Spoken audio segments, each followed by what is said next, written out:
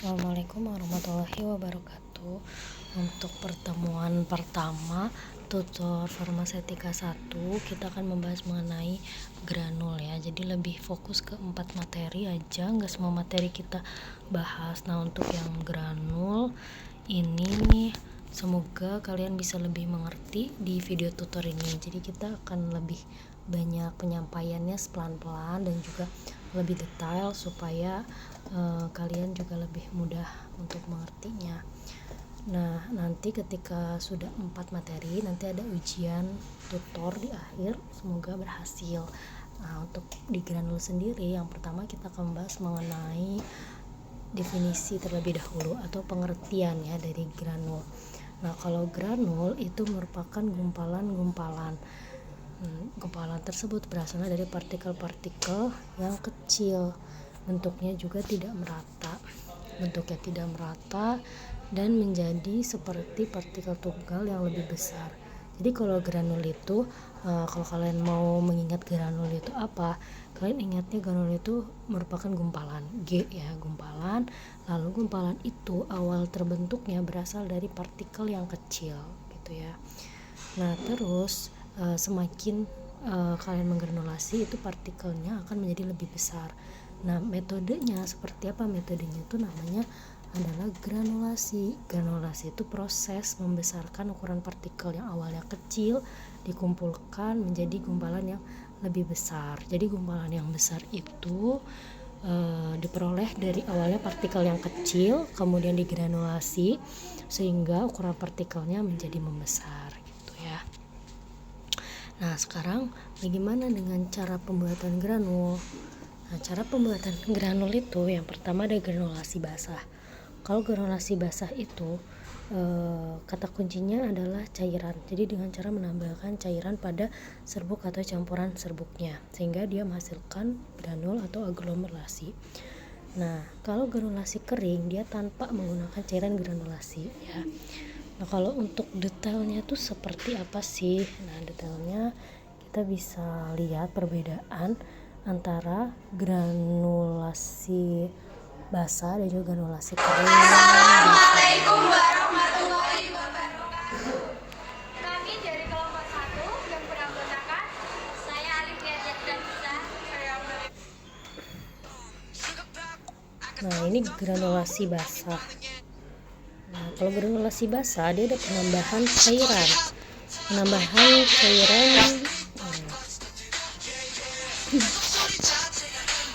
Nah, di sini ada penambahan cairannya yaitu PVP ya, polyphenol pyrrolidone. Jadi penambahan cairannya itu yang mengkarakteristik bahwa itu termasuk dalam granulasi basah. Lalu bagaimana untuk yang granulasi kering? Nah, kalau granulasi kering itu kita bisa lihat di video yang ini ya. Kalau granulasi kering dia pembuatannya itu tanpa ada penambahan cairan apapun. Jadi semuanya dalam bentuk serbuk ya, atau granul yang kemudian dicampur dengan mortar ya. Jadi ini makanya kenapa disebut granulasi kering, karena tanpa adanya campuran cairan. Nah, lalu kita kembali lagi ya yang sebelumnya. Nah, selanjutnya itu di sini ada tahapan metode granulasi basah. Nah, dengan cara pertama penimbangan bahan, lalu setelah itu dicampurkan, pencampuran awal itu dicampurkan seluruh bahannya, lalu di granulasi basah. Granulasi basah itu artinya ya diberikan cairan yang seperti tadi contohnya PVP, polyphenol pyrrolidone, lalu setelah itu diayak granul basahnya, lalu dikeringkan granulnya, setelah itu diayak kembali ketika dia sudah mengering granulnya. Nah, kemudian setelah itu baru dicampur pada akhir. Nah, kalau misalnya dia mau dibentuk granul yang menjadi tablet ya berarti tinggal dicetak tabletnya gitu. Nah, kalau kelebihan dan kekurangan metode granulasi basah apa?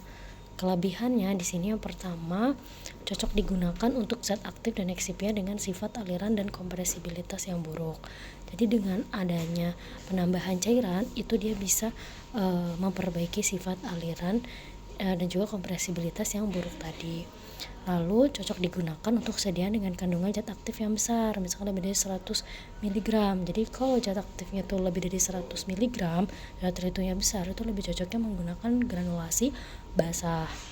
Kemudian, nah ini untuk yang saya silang-silang itu artinya fokusnya kelebihan dan kekurangannya tuh bukan hanya pada granulasi basahnya, tapi juga dengan tabletnya, karena ini merupakan sumber bahannya tuh dari penggunaan tablet ya, pembuatan tablet. Jadi karena kita fokus ke granulasi, jadi yang saya berikan yang bukan disilang-silang. Oke. Nah, terus selanjutnya kekurangan itu yang pertama di sini tidak dapat digunakan untuk bahan zat aktif yang sensitif terhadap panas dan lembab. Jadi kalau dia ini zat aktifnya sensitif terhadap panas, misalkan dengan cara pemanasan zat aktifnya bisa hilang atau zat aktifnya bisa rusak gitu. Nah, kemudian kalau kena lembab zat aktifnya bisa rusak gitu kan, atau terjadi reaksi dini gitu. Nah, kalau seperti itu artinya bukan menggunakan metode granulasi basah, tapi menggunakan granulasi kering gitu ya. Karena di granulasi basah itu akan ada yang namanya tahap pemanasan ya. Di bagian cairan tadi yang PVP tadi itu dipanaskan. Nah, disitulah kenapa kalau granulasi basah itu harus zat aktifnya yang memang stabil jika terkena panas ataupun lembab. Lalu selanjutnya kekurangannya adalah membutuhkan peralatan, area produksi, personil, dan juga validasi proses yang lebih banyak. Nah, terus selanjutnya memerlukan waktu yang lebih lama karena tahapan prosesnya cukup panjang dan meningkatkan biaya produksi. Nah, di sini adalah tahapan metode granulasi kering, dimulai dari penimbangan bahan, lalu dicampur di awal, setelah itu dislaging, lalu diayak, granul keringnya, dan pencampuran akhir ya. Itu adalah metode granulasi kering. Jadi granulasi kering itu tidak ada pencampuran yang namanya cairan ya. Nah, kelebihannya bagaimana? Kelebihan granulasi kering yang pertama bisa digunakan untuk zat aktif dan eksipien yang sensitif terhadap panas dan lembab. Nah, lalu selanjutnya di kebalikan yang tadi ya, lalu peralatan yang dibutuhkan lebih sedikit dibandingkan granulasi basah, lalu tidak perlu pemanasan atau pelarutan terlebih dahulu terhadap masa cetak. Nah, selanjutnya dapat digunakan untuk bahan aktif dan eksipien dengan sifat alih dan kompresibilitas buruk dan juga dosis tinggi dalam sediaan. Kalau dosis tinggi itu artinya lebih dari 100 mg. Kekurangannya yang pertama ada proses banyak menghasilkan debu sehingga meningkatkan terjadinya kontaminasi atau kontaminasi silang. Ya, karena dia prosesnya tuh banyak ya kan, mencampurkan semua bahan satu persatu gitu. Jadi karena terlalu banyak itu bisa menghasilkan debu sehingga bisa meningkatkan kontaminasi. Nah, lalu selanjutnya evaluasi granul. Nah, untuk pengujian granul ada apa aja sih? Yang pertama ada uji organoleptik. Organoleptik itu uji yang melibatkan panca indera. Misalnya dengan mata, berarti kita bisa melihat bagaimana warna dari granul tersebut. Apakah warnanya putih, warnanya kuning, biru, dan lain-lain. Lalu setelah itu kita lihat dari indera kulit, jadi peraba. Nah, kalau dari indera peraba kita bisa meraba teksturnya. Apakah teksturnya itu dia halus, apakah teksturnya kasar. Nah, terus setelah itu selanjutnya ada indera hidung ya. Dari hidung kita bisa mencium aroma atau baunya. Apakah baunya itu bau khas tanaman apa misalnya, kalau dia dari herbal gitu kan. Nah, kemudian kita juga bisa yang selanjutnya adalah waktu alir. Nah, kalau waktu alir ini caranya sebanyak 100 gram granul itu dimasukkan ke dalam corong. Nanti kita bisa lihat untuk detailnya di video lagi ya, karena waktu alir dan sudut diam ini dia saling berkaitan. Nah, untuk bagian syarat waktu alir itu adalah 100 gram per 10 detik. Jadi kalau kita menggunakan 100 gram granul di waktu alir, maka seluruh granul tersebut harus turun ke bawah corong itu selama 10 detik. Nah, itu persyaratan waktu alir. Lalu yang ketiga itu sudut diam. Kalau sudut diam, dia mengukur tinggi sama jari-jari tumpukan granul yang terbentuk dari waktu alir tadi. Ya. Nah, selanjutnya kadar air. kadar air itu ada yang namanya moisture analyzer. Nanti kita lihat alatnya dan cara penggunaannya juga ya. Nah, kemudian yang kelima ada bulk density. Nah, nanti kita lihat bagaimana cara penggunaannya.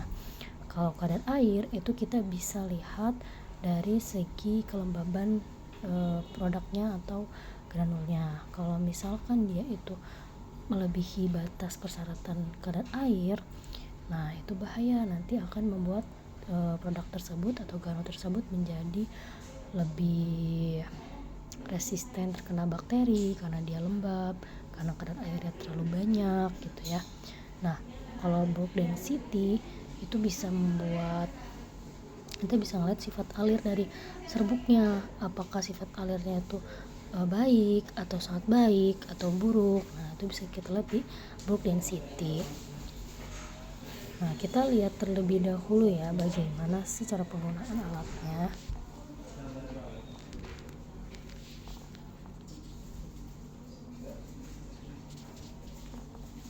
Khawatir dengan harga tiket pesawat yang terlalu tinggi? Unduh aplikasi trip.com. Selalu ada promo ke Korea di Traveloka. Pesan sekarang.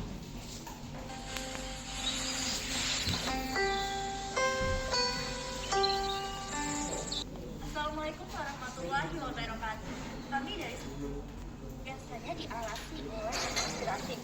Lalu yang selanjutnya ada tuas pengatur ketinggian untuk mengatur ketinggian. Nah, ini dia alat yang namanya flow tester ya. Jadi alat untuk tadi sifat alir dan juga sudut diam namanya flow tester. Itu yang seperti ini. Jadi bentuknya seperti corong. Kemudian jantungnya zat aktif yang akan diuji. Lalu ada penutup corong di sini untuk menahan. Yang pertama, siapkan zat yang akan diuji. Lalu siapkan stopwatch. Terus atur ketinggian yang akan kita gunakan.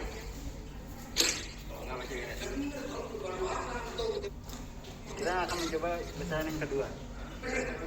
Itu disiapkan. Pastikan corong ini tertutup ya. Ini kita tutup. Kalau ini terbuka, dia udah mulai getar. Tutup.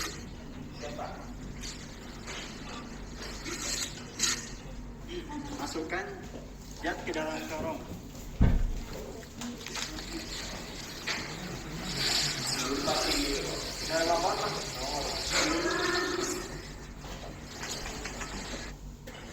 Satu.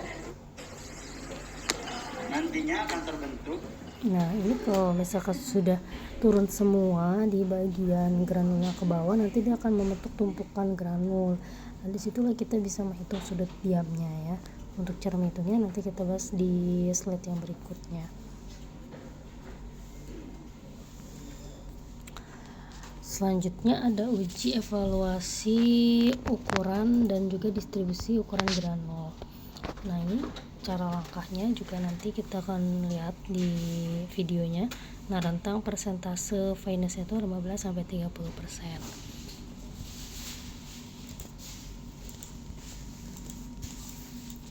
Videonya kita lihat ada di sini.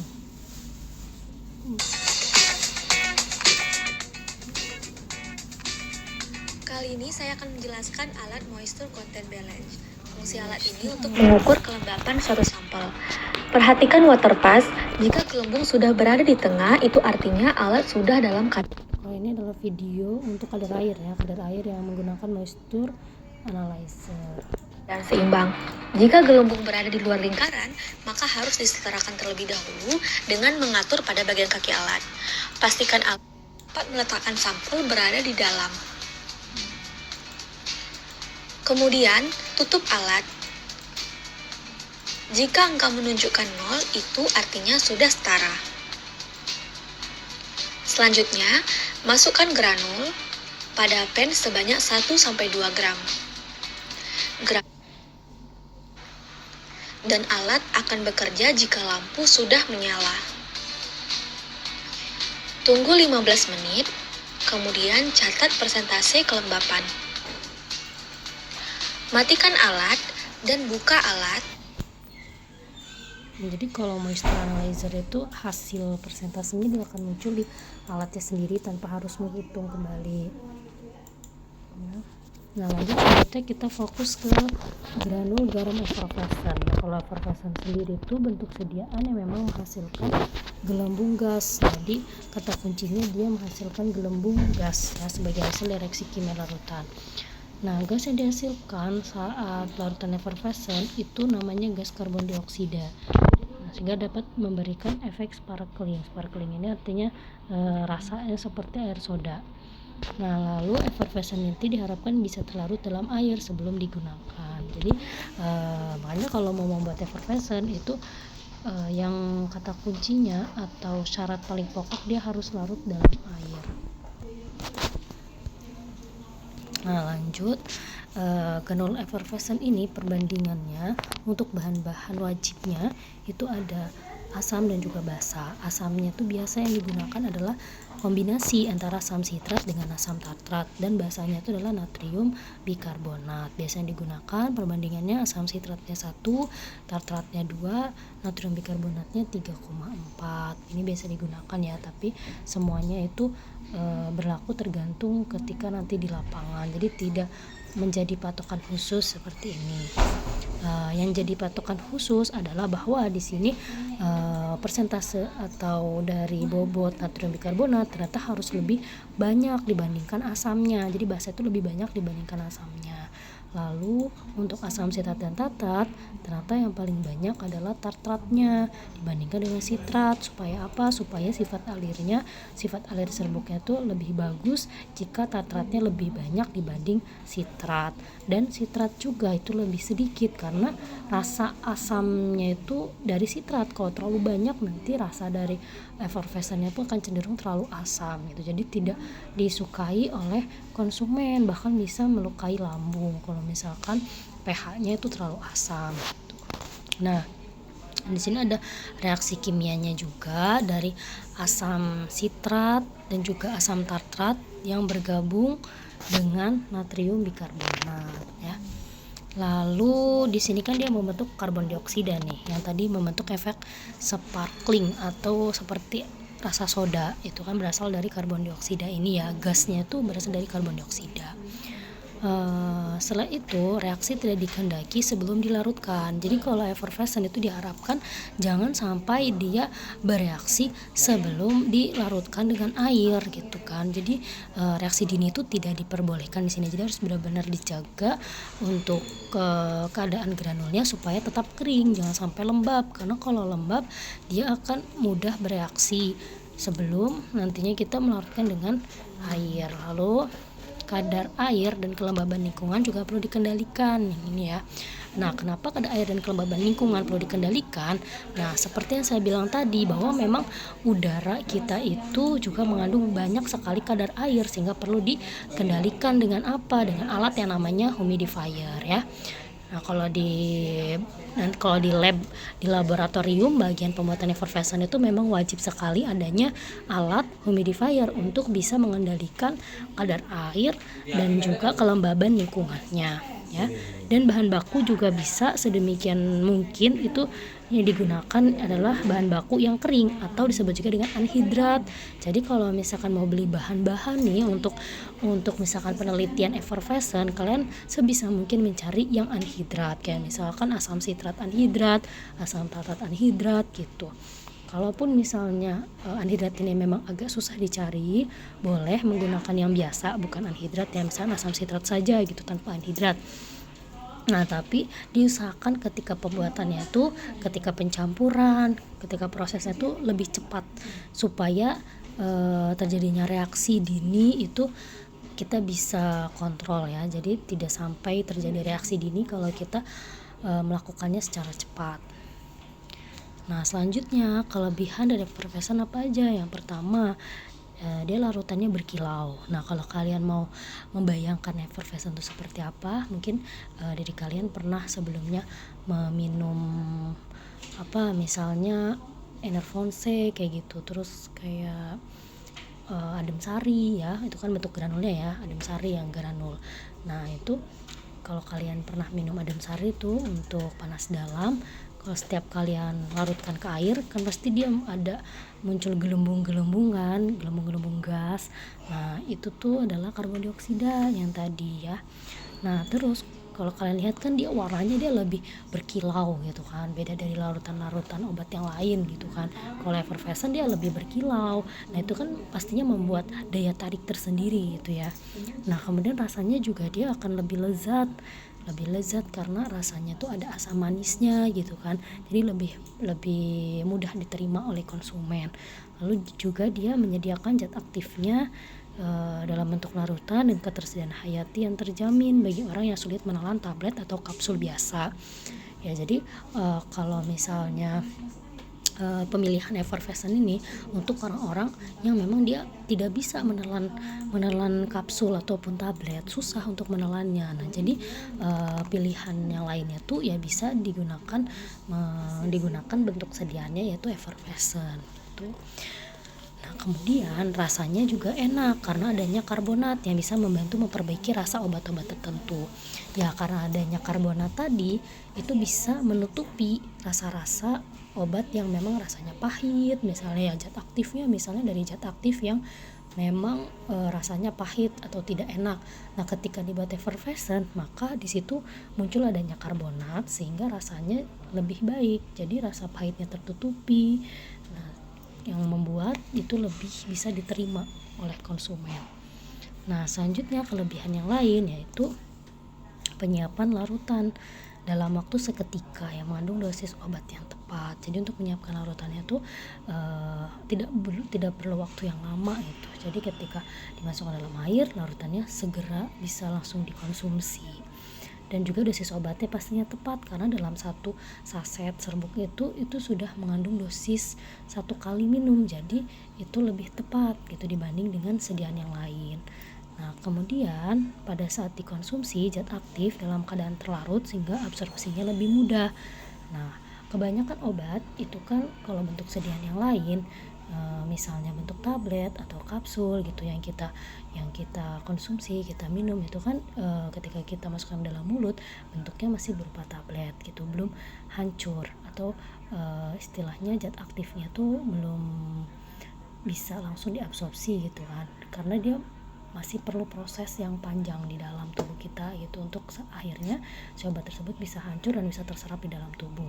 Tapi kalau bentuk sediaannya itu berupa larutan seperti effervescent yang memang kita larutkan atau kita hancurkan zat aktifnya itu di luar sebelum kita minum, nah itu akan lebih mudah terabsorpsi di dalam tubuh, itu lebih mudah terserap di dalam tubuh tuh ya. Jadi lebih efisien dalam hal efektivitasnya. Lalu selain praktis dan mudah dibawa, nah cara penyajiannya juga menarik tadi ya. Nah kemudian lebih stabil dibandingkan dengan obat dalam bentuk larutan. Kekurangannya yang pertama dari segi produksi itu dia sulit menghasilkan produk yang stabil, harus dalam ruangan khusus yang tadi sudah dikatakan bahwa memang produk ini tuh harus dijaga betul-betul stabilitasnya karena dia rentang sekali terjadinya reaksi dini gitu kan. Ini kan nggak boleh ya, makanya kenapa ketika pembuatan effervescent itu perlu adanya ruangan khusus di mana ruangannya itu benar-benar tertutup, kedap udara. Nah kemudian tidak banyak orang lalu lalang, lalu kemudian juga ada humidifier yang membuat lingkungan tersebut kelembapannya, kadar airnya itu terkontrol. Nah kemudian dari segi pengemasan itu harus dikedap dalam wadah kedap udara ya, ini kan supaya tidak terjadi adanya penyerapan air di dalam udara gitu. Kalau misalkan wadahnya tidak kedap udara, nah si serbuk effervescent itu dia akan lebih mudah menyerap air di udara sehingga dia akan larut sebelum digunakan seperti itu. Nah lalu harganya juga relatif mahal karena memang dalam pembuatan dan pemrosesannya juga panjang dan membutuhkan alat-alat khusus. Untuk metode pembuatannya sendiri, nah biasanya itu diolah dari suatu kombinasi asam sitrat dan juga asam tartrat, karena memang kalau pakai asam tunggal aja itu bisa menimbulkan kesulitan pada saat pembentukan granul. Nah kalau misalkan kalian itu berharap mau buatnya pakai asam sitrat aja deh, nggak mau pakai tartrat, nah kalau misalnya asam sitrat aja itu hasil campurannya nanti akan lengket dan nanti sulit dibuat granul. Nah, kalau misalkan kalian berharap mau pakai tartrat aja, nah itu nanti granulnya dia akan membentuk kompaktibilitasnya rendah. Jadi dia akan mudah hancur, mudah rapuh gitu. Jadi sebaiknya memang penggunaan asam itu dikombinasi antara sitrat dengan tartrat. Lalu metode pembuatannya seperti apa? Yang pertama sama, di metode granul effervescent juga sama seperti metode granulasi sebelumnya, yaitu ada granulasi kering namanya. Nah, kemudian pengadukannya juga harus lebih cepat. Kelembabannya di sini relatifnya harus maksimal 25%. Jadi nanti ada alat untuk melihat suhu dan juga kelembapan di lingkungan pembuatan effervescent. Nah, itu harus dibuat supaya lingkungan tersebut kelembabannya 25% atau di bawah 25%. Dan suhunya juga harus 25 derajat Celcius gitu ya. Nah, kemudian jadi setelah diaduk, serbuknya itu diletakkan di nampan, kemudian dipanaskan di oven. Ovennya juga harus bersuhu 34 derajat Celcius. Ya, supaya serbuk tersebut benar-benar kering, tidak ada air di dalamnya. Nah, dan juga tuh bisa menjaga stabilitasnya. Nah, selanjutnya ada metode peleburan.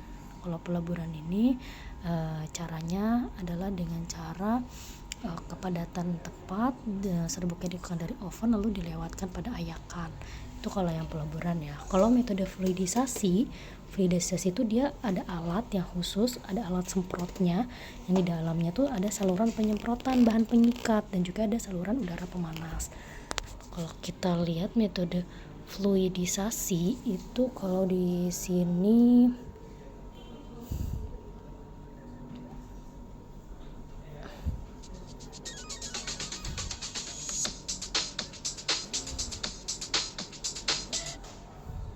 density tap test. ya, kalau ini berarti untuk yang density tester ya. Ini caranya, Density tap tester ini alat untuk density tester tadi yang untuk melihat sifat alir dari granul ya. adalah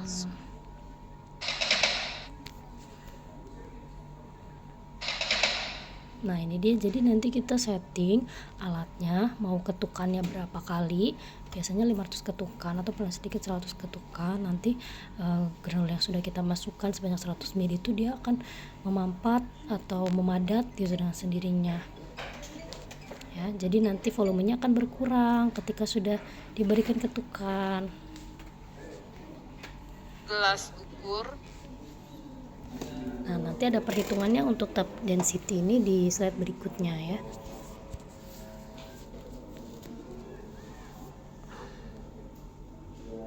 Lanjut untuk teknik formulasi effervescent, ada proses pencampuran ya sama seperti yang tadi. Lalu selanjutnya bahan dasarnya tadi ya, sumber asam ada basa juga, asamnya ada sitrat, tartrat, malat dan lain-lain. Nah, sumber basa juga ada natrium bikarbonat dan natrium karbonat gitu. Nah, terus bahan tambahan itu ada pengikat dan juga zat penggranul. Pengikat itu biasanya yang digunakan adalah PVP, polyvinyl pyrrolidone. Itu yang bisa digunakan. Kalau pengisi bisa natrium klorida, bisa natrium sulfat, bisa juga laktosa gitu ya. Nah, kemudian lubrikan ini syaratnya non toksik gitu ya. Jadi jangan yang bersifat racun dan juga tidak berasa setelah larut air. Contoh lubrikan itu PEG 8000 misalnya. Lalu bahan tambahan lainnya bisa bahan pemanis, sukrosa, sakarin, aspartam, manitol gitu ya. Nah, pemanis sukrosa ini bisa kita dapatkan dari alam, yaitu dari tebu, dari bit. Bisa itu kelapa kopior juga bisa, atau kalau misalkan mau lebih alami itu dari daun stevia. Kalau kita pilih daun stevia itu pemanisnya melebihi manisnya sukrosa atau gula yang biasa kita konsumsi. Jadi stevia itu meskipun hanya sedikit, dia manisnya itu 7 kali lipat dari manisnya sukrosa. Jadi lebih manis dan dia juga lebih aman digunakan. Kalau stevia selain dia emang dari herbal dan lebih aman dan juga aman untuk beberapa pasien yang diabetes. Jadi kalau misalkan mau membuat obat misalkan penyakit diabetes gitu ya, cocok dengan cara dibuat bentuk sidan effervescent. Nah, pemanisnya itu bisa menggunakan stevia gitu ya. Nah, kemudian evaluasi granula effervescent ada waktu alir. Nah, yang tadi ya yang pakai menggunakan flow tester tadi. Nah, sudut diam juga pakai flow tester tadi. Indeks kompresibilitas tadi yang menggunakan tap loop density. Kadar air juga tadi yang menggunakan moisture analyzer ya. Nah, syarat maksimal itu 10%. Berarti nggak boleh lebih dari 10%. Nah, waktu larut ini memeriksa apakah granul itu bisa larut dengan cepat sesuai dengan syarat. Jadi kalau waktu larut itu caranya misalkan serbuk effervescent nih 1 saset.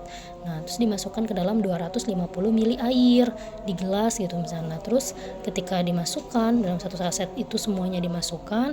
Nah, kalian hitung selama dimasukkan itu sampai dia benar-benar larut, serbuknya sudah tidak ada lagi. Nah, itu dihitung waktunya. Kalau misalnya dia kurang dari 5 menit, artinya waktu larutnya ini sudah sesuai dengan persyaratan gitu. Kemudian uji pH. Kalau uji pH itu pH-nya harus mendekati netral. pH netral itu adalah 7. Jadi harus mendekati 7. Boleh 6,1, 6,5 misalkan mendekati 7 ya. Jangan sampai yang jauh daripada 7. Misalkan terlalu asam gitu ya. Misalkan asam itu kan kurang dari 7 ya. Misalnya 3 gitu kan. Kalau pH-nya 3 kan itu terlalu asam ya. Nah, kalau terlalu asam itu bisa mengiritasi lambung. Nah, begitupun kalau terlalu basa bisa menimbulkan rasanya pahit dan tidak enak. Jadi kalau basanya terlalu banyak, lebih dari 7, misalkan sampai 10, sampai 11 gitu pH-nya. Nah, itu nanti produknya malah jadi pahit, rasanya nggak enak. Jadi tidak diterima oleh konsumen.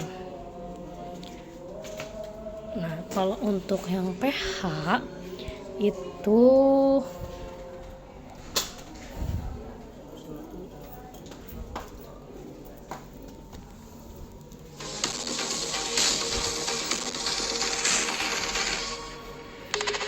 nah, ini yang distribusi ukuran partikel.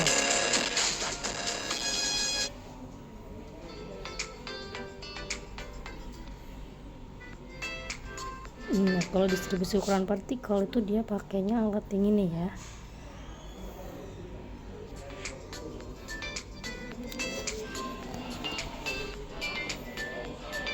Alatnya itu seperti ayakan yang bertingkat. Tuh. Itu dia diguncangkan, setelah itu dihitung satu persatu tiap ayakannya. Tiap ayakan kan beda nomornya ya. Dihitung satu-satu untuk distribusi ukuran partikelnya. Gitu.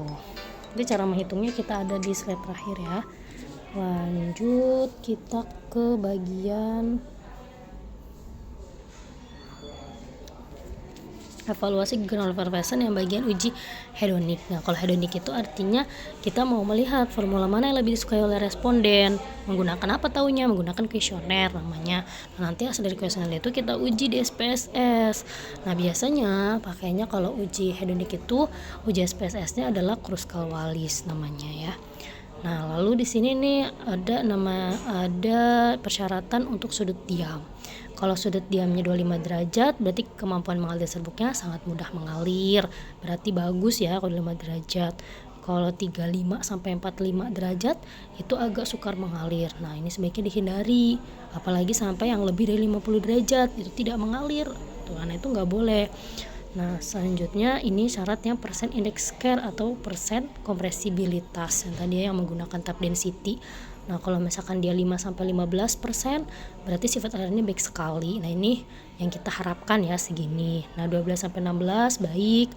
Nah, yang tidak kita harapkan itu 18-21 dan ke bawah itu ya, itu yang tidak diharapkan. Kemudian, nah ini juga sama sudut istirahat tadi ya, sama dengan sudut diam. Lalu di sini ada contoh formulasi dari effervescent ya. Sebetulnya kalau kita mau membuat serbuk effervescent ataupun tablet effervescent itu formulanya hampir sama. Cuma bedanya kalau tablet pastikan ada beberapa tambahan di bagian bahan tambahan untuk memperbaiki tabletnya itu ada. Nah, kemudian juga ada pencetakan tabletnya gitu kan. Tapi untuk yang asam basanya pasti akan sama gitu. Misalkan di sini kita mau buat formulasinya dari ekstrak daun bayam hijau. Nah, kemudian basanya kita pakai natrium bikarbonat, asamnya kita pakai sitat dan tartrat ya, kombinasi. Nah, di sini sari jeruk manis untuk apa? Jeruk manis ini untuk meningkatkan penyerapan dari daun bayam hijau dalam tubuh. Ya, jadi kan ini kan ceritanya mau buat anti anemia nih. Kalau anti anemia kan dia cenderung kalau mau diabsorpsi dalam tubuh, zat besinya itu harusnya lebih bagusnya itu dari hewani bukan dari tumbuhan. Sedangkan kan ini kita dari nabati, ini dari tumbuhan kan, bayam hijau. Berarti untuk absorpsi dalam tubuh juga dia akan sukar.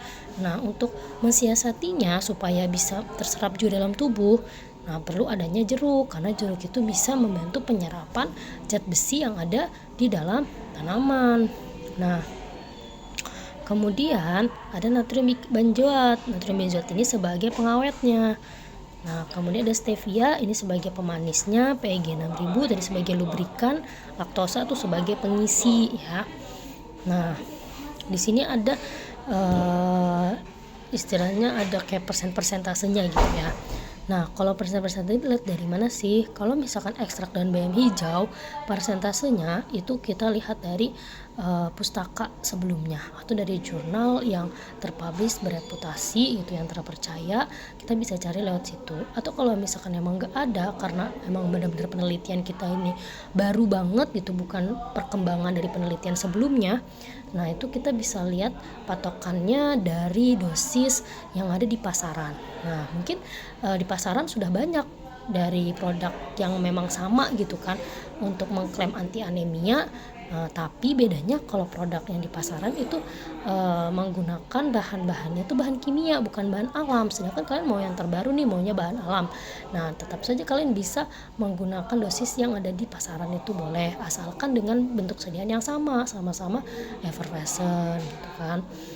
Misalkan sama-sama serbuk effervescent, atau kalau tabletnya sama-sama tablet effervescent bentuknya ya.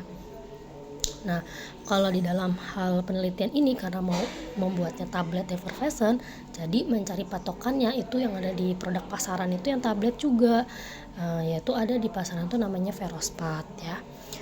Nah, kemudian kalau dari sari jeruk manis, terus juga kalau jeruk manis ini kita ngeliatnya dari jurnal ya. Lalu juga natrium benzoat, stevia, PEG, dan laktosa itu kita bisa lihatnya di jurnal. Nah, kalau untuk asam basanya itu juga ditentukan berdasarkan di lapangan atau di lab nanti. Nah, itu kita otak-atik di bagian itunya, di bagian asam basanya kita otak-atik supaya pH-nya sesuai dengan persyaratan tadi mendekati netral, kemudian rasanya juga sesuai, tidak terlalu pahit, tidak terlalu asam. Jadi kita otak-atiknya di bagian asam dan basanya. Lalu ini ada perhitungannya ya. Ini kan perhitungan tablet effervescent Ferospat. Nah, kenapa ini di sini kita mengambilnya Ferospat, produk dari di pasaran yang beredar di pasaran, bukan berdasarkan jurnal? Karena memang di penelitian ini setelah dicari-cari di jurnal itu belum ada yang meneliti dari bahan alam untuk anti anemia yang dimana produknya itu adalah tablet effervescent. Nah, itu belum ada. Jadi alasannya kenapa di sini menggunakan produk di pasaran ya karena itu. Nah, lalu caranya adalah kita konversi terlebih dahulu. Produk yang ada di pasaran itu adalah produk yang memang sudah diperuntukkan untuk ke manusia ya. Sedangkan penelitian kita masih baru ke hewan coba, artinya masih berupa praklinis, belum ke klinis. Nah, kalau misalkan beda seperti itu, kita mau ke hewan coba, ke tikus, tapi di produk pasaran itu sudah ke manusia, artinya kita harus konversi terlebih dahulu dosisnya. Kita konversi dari manusia ke hewan coba itu atau ke tikus itu berapa. Nah, dosis manusia ternyata di Ferospat itu adalah 175 mg. Nah, kita konversi ke tikus itu dikali 0,018. Nah, sehingga dosis ke tikus itu adalah 3,15 mg per 200 gram berat badan tikus. Nah, biasanya yang kita tulis di penelitian itu adalah per kilogram berat badan tikus, bukan lagi 200 gram. Berarti kita ubah 200 gramnya menjadi 1000 gram. 1 kilo itu kan sama dengan 1000 gram. Nah, jadi 3,15 per 200 tadi, 200 ini kita kalikan dengan berapa? Dengan kali 5, berarti atasnya juga dikali 5 ya. Jadi hasilnya 15,75 mg per kilogram berat badan tikus. Nah, kemudian untuk larutan induk 150 mg per 100 ml, ini sebenarnya tergantung dari penelitinya, terserah mau berapa buatnya. Nah, misalnya kita mau buat segitu nih, kemudian dari dosis yang tadi yang per kilogram berat badan tikus kita kali dengan berat tikus kita. Jadi setiap kita mau kasih obat ini ke tikus satu dengan tikus lainnya itu berbeda milinya, karena kan berat badan tikus tuh berbeda-beda, nggak sama semua, sama-sama 200 semua kan nggak mungkin, pasti ada yang 240, 230 berat badannya. Nah itu kita artinya kita di situ harus membedakan satu dengan lainnya. Jadi yang kita ubah itu adalah di bagian berat badan masing-masing tikus ya, di bagian sini ya. Kalau misalnya dia mau 200 gram, kita kali dengan 200 gram. Kalau 250 gram berarti kita kali dengan 250 gram.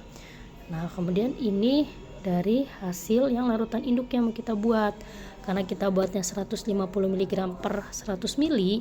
Nah, kita kan mau dibuat menjadi mili nih, menjadi 1 mili aja, nggak mau 100 mili. Nah, berarti tinggal kita bagi 150 dibagi 100 itu 1,5. Ini 1,5 mg per mili.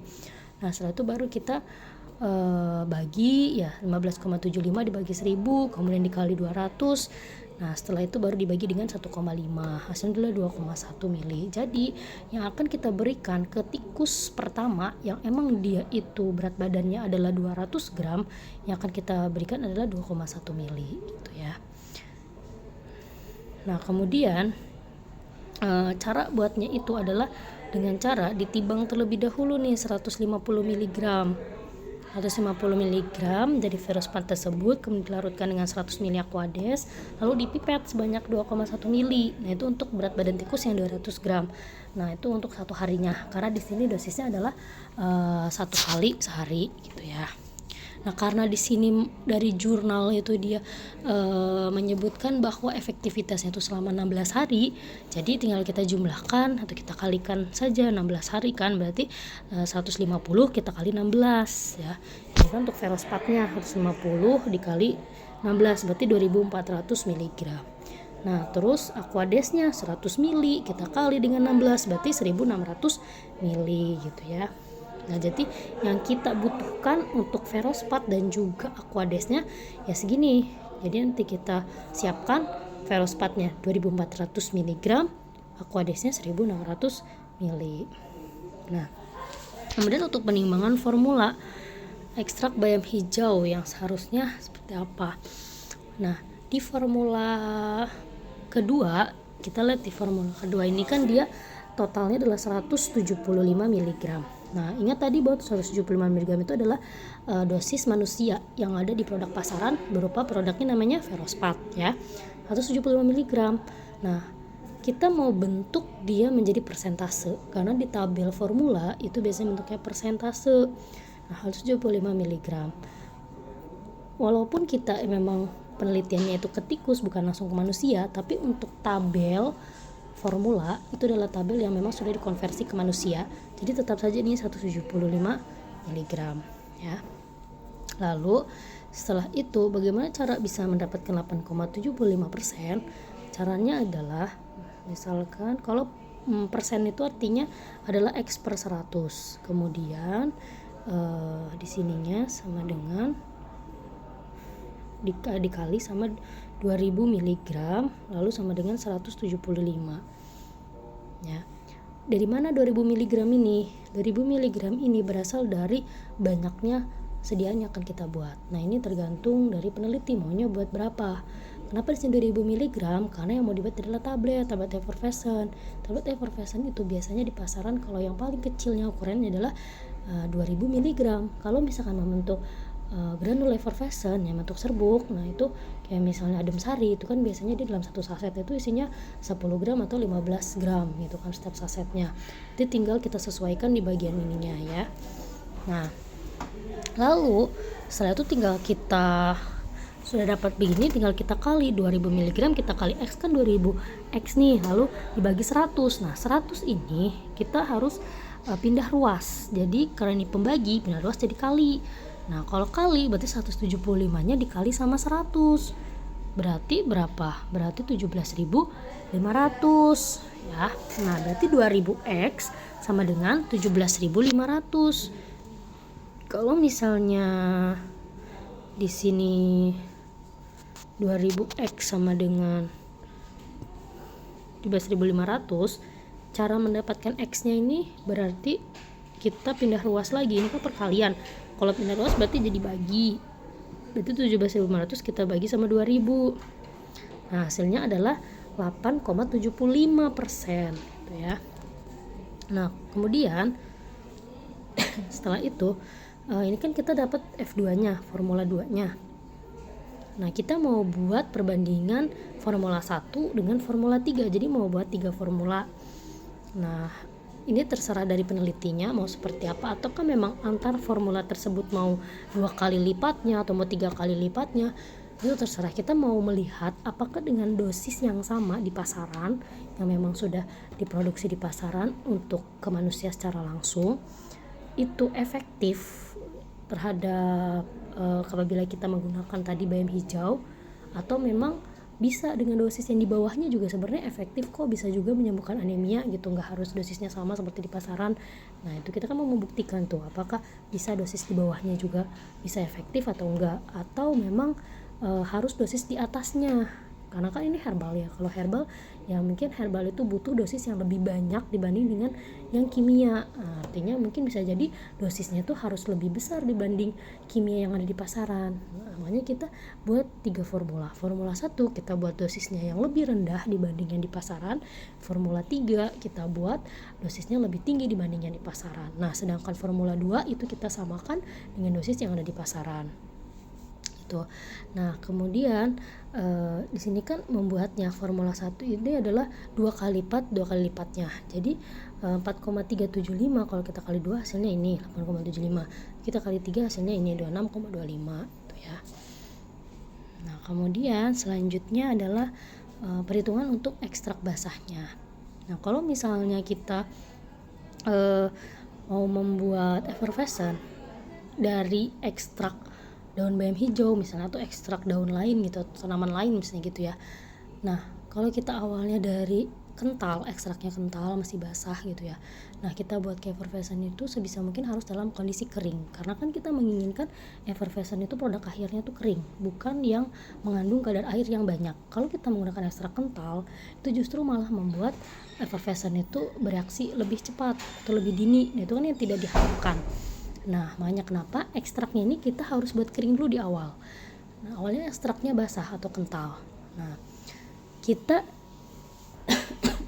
cari terlebih dahulu bahan tambahan apa sih yang bisa membuat ekstrak ini menjadi kering. Tadi kan untuk metode-metodenya itu banyak ya.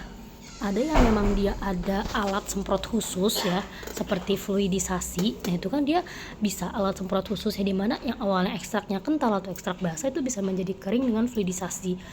Nah mungkin pertimbangannya kalau misalnya kita menggunakan metode fluidisasi itu untuk menyewa alat tersebut itu cukup mahal. Nah kalau misalnya kalian terbatas dalam segi dana untuk penelitiannya, nah kalian bisa memilih metode lain. Cara mengeringkan ekstraknya itu dengan cara mencampurkan dengan zat tambahan lainnya yang bisa mengeringkan ekstrak tersebut. Nah misalnya di sini ketemu nih untuk bahan-bahannya ada Cremovod RH, ada laktosa, dan juga ada aerosil. Sebenarnya awal mula penelitian ini kita nggak langsung 3 yang kita pakai zat tambahannya satu-satu. Awal mulanya tuh hanya laktosa aja. Ketika kita pakai laktosa, ternyata ekstrak daun bayam hijau ini nggak kering-kering loh, meskipun laktosa udah banyak. Kan nggak mungkin kita bahan tambahan lebih banyak dibanding zat aktif. Zat aktif kan harus lebih banyak dibanding zat tambahan ya supaya efektif. Nah di sini berpikir lagi untuk menambahkan zat tambahan yang lain selain laktosa, yaitu ditambahkanlah aerosil. Nah ternyata ketika ditambah aerosil pun belum juga bisa kering. Nah lalu baru ditambahkan Cremovod RH. Di sini pun masing-masing zat tambahannya tuh nggak boleh terlalu banyak, jadi harus dalam rentang yang seminimal mungkin ya.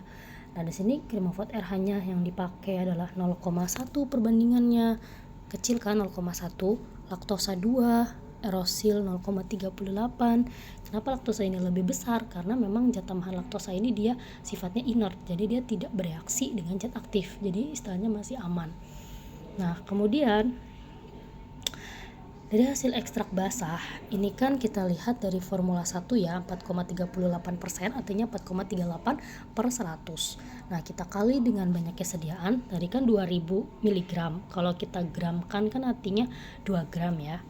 Kali 2 gram, nah hasilnya yang ini itu untuk ekstrak basahnya. Cream of oat RH, laktosa, erosil, itu kita patokannya adalah hasil dari ekstrak basah.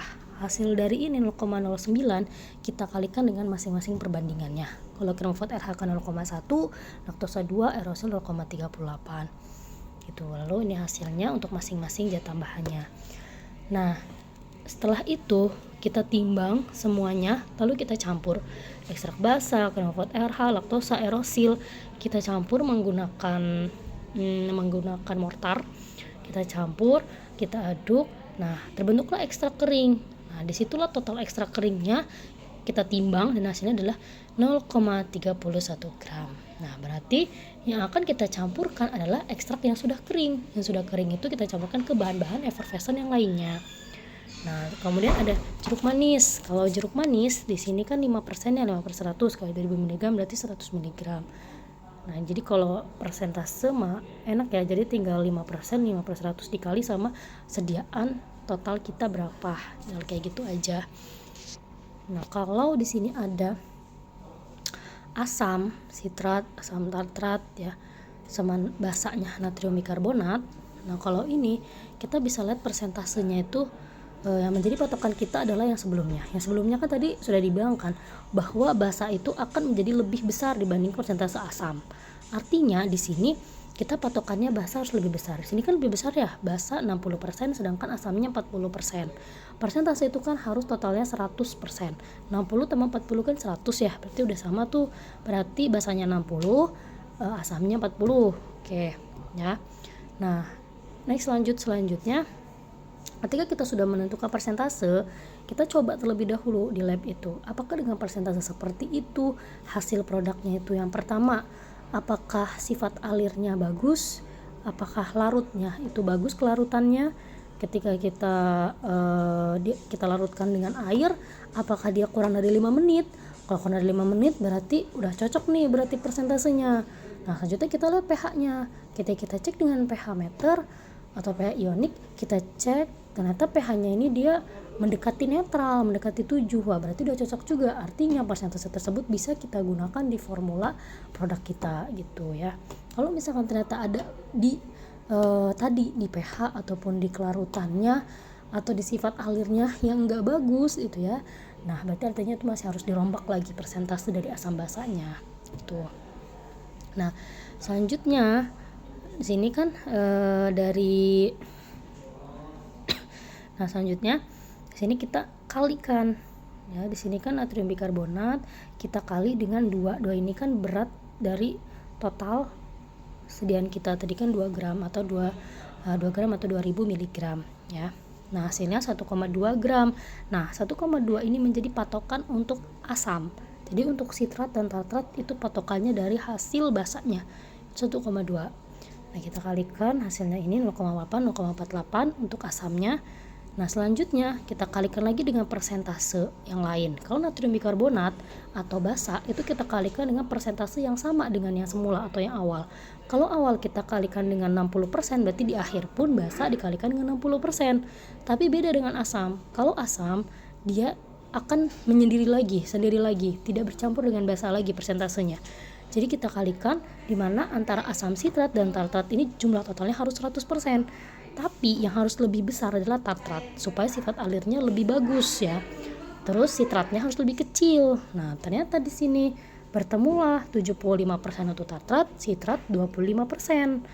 Nah, kemudian setelah itu kita kalikan hasilnya adalah ini untuk sitrat dan tartrat dan ini natrium bikarbonat.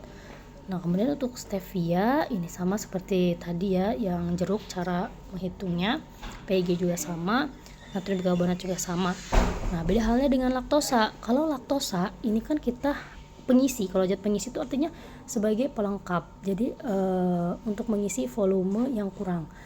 Kalau misalkan kita mau buat 10 gram dalam satu saset, ketika semua bahan yang tadi komponen bahan selain laktosa itu udah kita gunakan, lalu kita timbang ternyata masih kurang dari 10 gram, berarti kita butuh laktosa untuk sebagai pengisi dan pelengkap supaya totalnya itu 10 gram. Tapi kalau misalkan ternyata semua bahan-bahan selain laktosa itu sudah cukup memenuhi 10 gram untuk satu saset effervescent, berarti kita tidak perlu menambahkan laktosa gitu ya. Nah, di sini kita lihat sisa laktosanya 2 gram ini berasal dari total produk kita. Total produk itu adalah 2 gram. Berarti kita kurangi dengan semua hasil penimbangan semua bahan yang ada selain dari laktosa. Kita kurangi hasilnya sehingga didapatkan laktosa itu sisanya 0,27 gram. Berarti yang kita ambil laktosanya adalah 0,27 gram.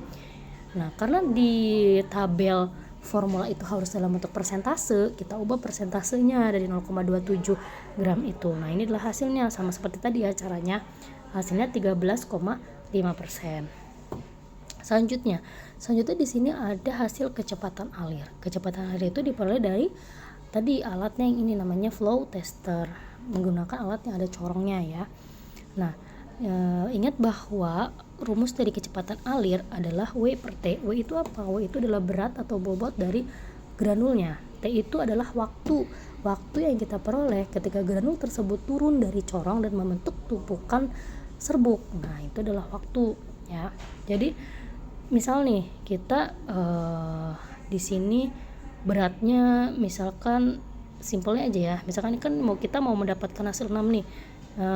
Misalkan 12 bobotnya, lalu ternyata waktunya ketika 12 gram itu turun ke bawah itu menghasilkan waktu hanya 2 sekon misalnya atau 2 detik, berarti 12 bagi 2 kan artinya 6, berarti kecepatan alirnya atau flowability-nya itu adalah 6 gram per sekon. Gram itu kan satuan dari W atau berat, nah sekon sendiri atau detik itu satuan dari T ataupun waktunya.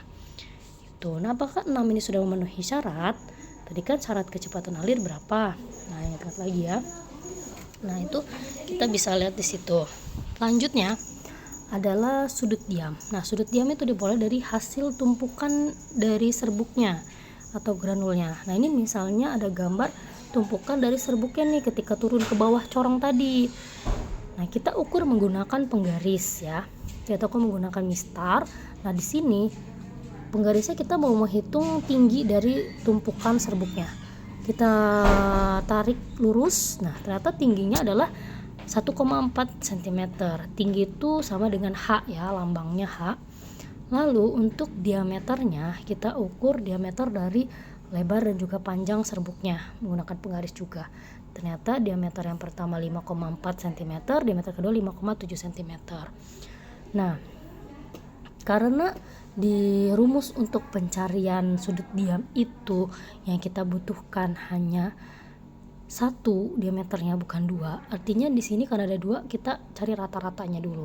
Nah, rata-ratanya itu adalah tinggal kita jumlahkan kedua diameter yaitu 5,4 dengan 5,7 kita jumlahkan lalu kita bagi 2. Karena di situ diameter ada 2. Kita bagi 2. Nah, setelah kita ketemu rata-ratanya baru kita cari jari-jarinya.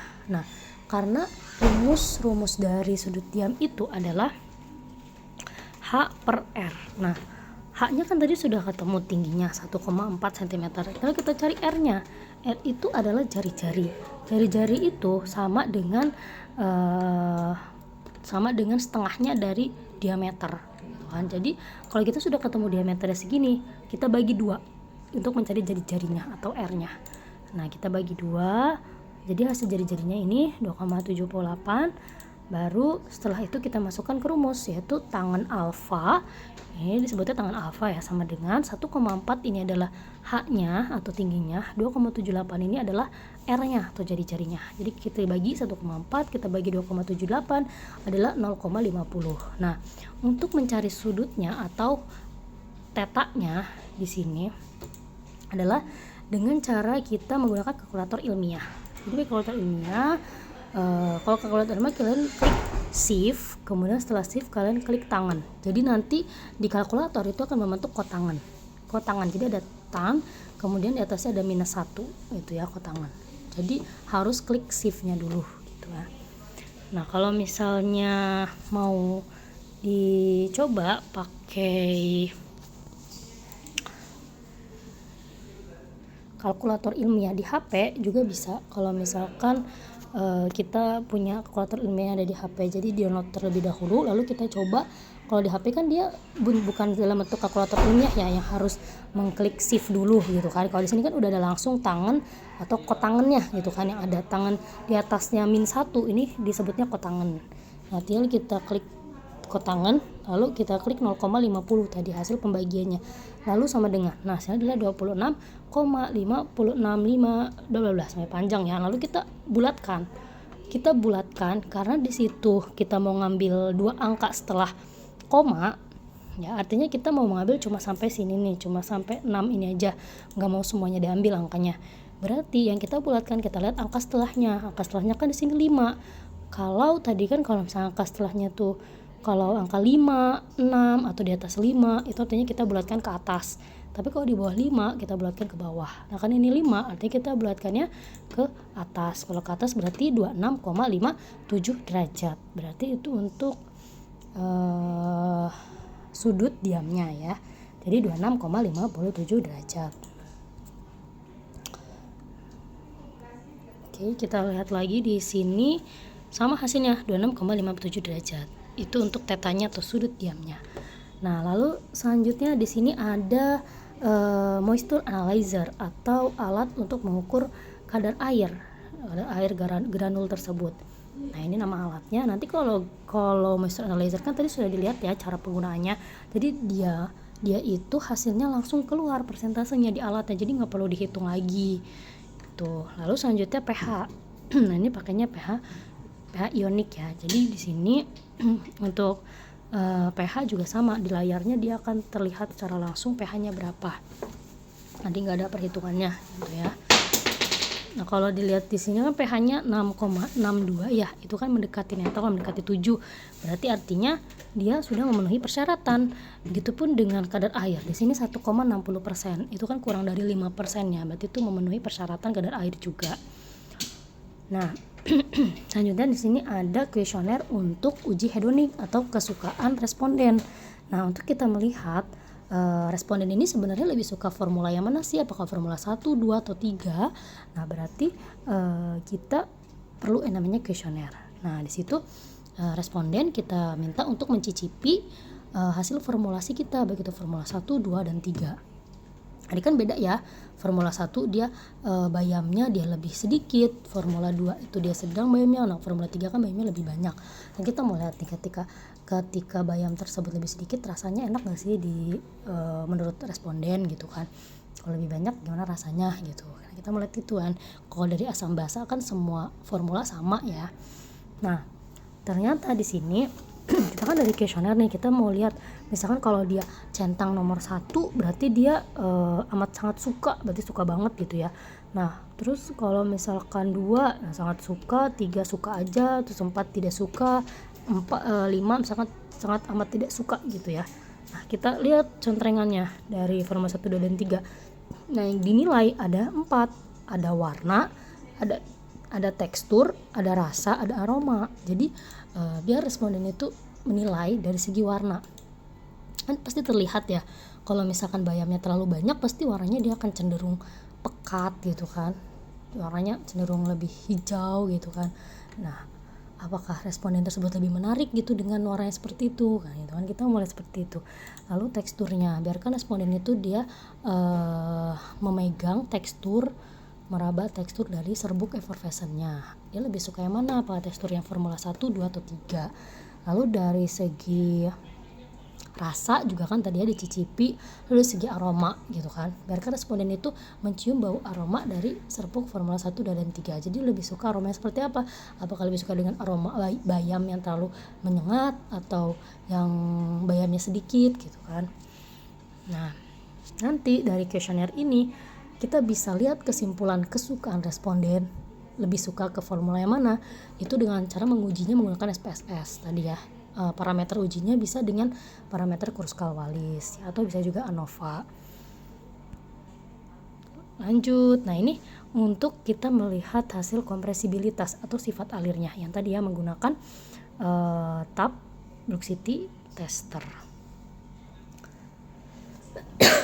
Nah kalau misalkan yang ini caranya adalah serbuk yang kita buat sebagai bahasan yang kita buat kita masukkan dulu ke gelas ukur 100 ml sebanyak 100 ml, lalu setelah itu kita timbang ya, dipakai cawan porselin, kita timbang berapa gramnya. Nah hasil gramnya itu ternyata 71,16 gram dalam 100 ml tadi. Nah itu disebutnya W0, jadi berat di awal ya, W0. Lalu setelah kita pakai alat block density tester tadi, situ kan kita menggunakan ketukan. Mau ketukannya berapa? Tekanannya mau berapa kali? Mau 500 ketukan atau 100 ketukan. Ternyata ketika 500 ketukan itu volumenya turun, yang awalnya 100 ml dia menjadi 90 ml. Berarti 90 ml itu siapa? 90 ml itu adalah VT. VT itu artinya volume setelah diberi ketukan gitu ya. Kalau V0 itu berarti volume awal, yang awal itu tadi 100 ml itu. Nah terus kita tinggal hitung berapa PTEP-nya atau setelah diberi ketukan itu berapa dan sebelum diberi ketukan itu berapa. Nah ini kan W0 dibagi dengan VT, kalau ini W0 dibagi V0. Nah ini hasilnya. Lalu kita bandingkan antara setelah diberi ketukan dengan sebelum diberi ketukan itu berapa. Itu 1,11. Nah bagaimana dengan kompresibilitasnya? Kompresibilitas itu adalah hasil dari ketukan 0,79 kita kurangi dengan hasil sebelum ketukan, lalu dibagi dengan hasil setelah ketukan dikali dengan 100%. Karena kita cari adalah persentase, jadi dikali 100%. Nah hasilnya adalah 10,13%. Nah ini yang terakhir itu adalah kita menghitung namanya distribusi ukuran ya yang tadi. Nah kalau distribusi ukuran itu dia menggunakan ayakan yang bertingkat yang beda-beda nomornya. Nah itu atau disebutnya beda-beda nomor mesnya gitu ya. Nah di sini misalnya kita pakai mesnya berapa aja. Nah di sini kan mesnya kita pakai nomor 12, 14, 16 dan seterusnya. Nah kemudian bagaimana kita mendapatkan gram di sini? Gram di sini kita peroleh dari ayakan tersebut kan kita lepas terlebih dahulu satu persatu seperti yang di video tadi ya. Lepas satu persatu, lalu kita timbang ayakan tersebut, ditimbang langsung ayakan plus serbuk di dalamnya kita timbang. Nah untuk mendapatkan gram serbuknya aja, artinya kita sudah menimbang terlebih dahulu sebelumnya ayakan tanpa serbuk. Jadi ayakan yang masih kosong kita timbang, nah kemudian ayakan yang sudah ada serbuknya kita timbang juga. Nah tinggal kita kurangi, jadi kita kurangi hasil dari ayakan plus serbuk tadi dikurangi dengan bobot wadah ayakan yang kosong tadi. Nah itu hasil bobot serbuk gramnya.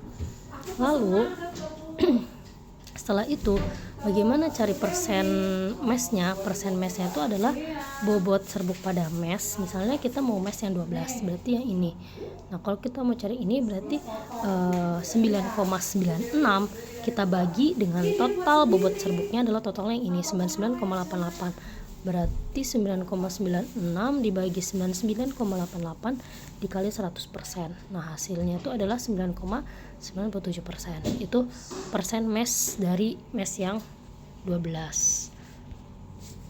Oke, jadi hanya itu saja yang bisa saya sampaikan untuk tutor kita di pertemuan yang pertama mengenai granul yang difokuskan dengan granul effervescent. Kalau misalnya ada yang mau ditanyakan atau tidak mengerti, bisa komentar di kolom komentar @link ya. Kurang lebihnya mohon maaf. Assalamualaikum warahmatullahi wabarakatuh.